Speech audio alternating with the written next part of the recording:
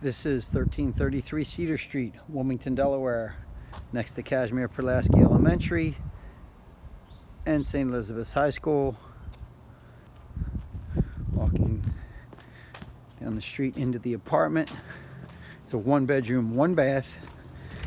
It has a tile foyer, vinyl kick flooring,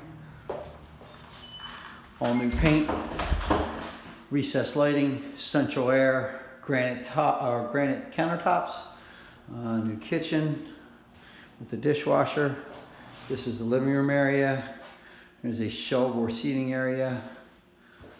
As you come back through, the bedroom and the bath both have pocket doors going in and out of the walls. You have tile flooring in the bathroom, tile shower as well. Pocket door to the bedroom. Bedroom is a nice size with a window and a full closet here. And you also have a laundry facility in the back of the building that is only for this apartment. It is a 6x10 room for storage, and it has laundry, washer and dryer in it. Please call or text 302-740-2310 anytime.